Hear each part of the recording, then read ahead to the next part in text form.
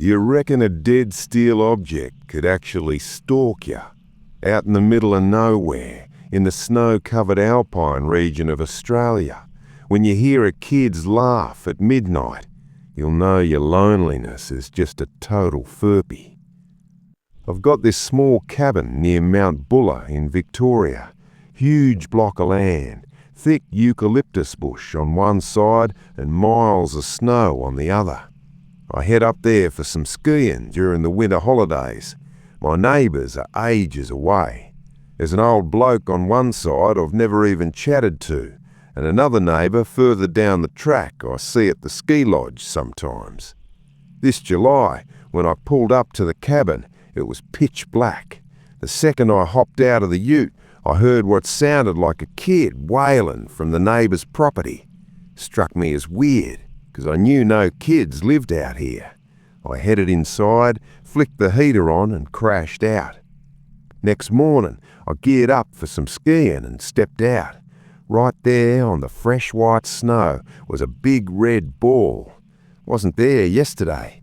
I reckoned it must have belonged to a kid from the neighbour's place, so I chucked it over the fence and headed to the ski lodge.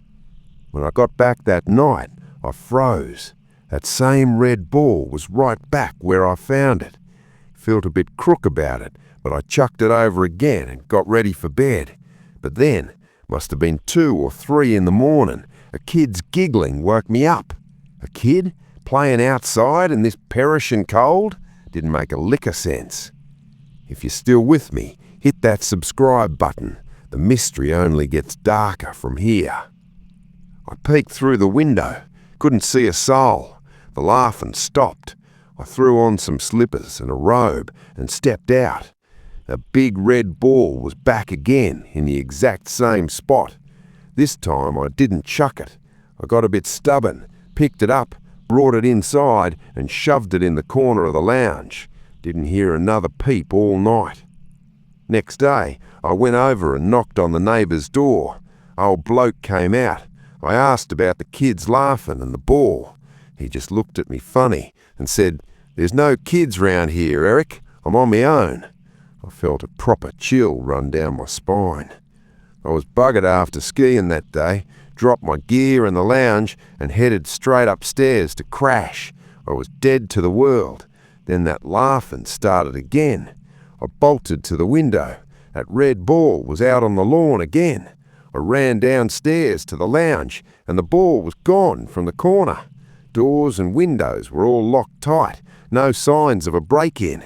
How the bloody hell did it get back outside? I flicked every light on and started packing my gear. I wasn't staying another minute. Before I left, I took one last look out the upstairs window. Right behind the ball, in the shadows, was a tiny figure, just standing there, staring straight at me. A kid in thin clothes in -20? My brain just shut down. I shut the blinds, waited for first light, and hooned out of there without even having brekkie. Left the ball right where it was. Nothing was stolen, but that kid's laugh, it still haunts me. Tonight, when you're home alone, take a look around. Any toys or bits and pieces that weren't there before. Watch out. Maybe someone's playing hide and seek, and they're just waiting for you to look out the window. What did you think of the story? Ever had an object move on you? Let us know in the comments. What other Aussie mystery or psychological case should we cover next? Cheers for watching. Give it a share and stay tuned for the next mystery. Subscribe now.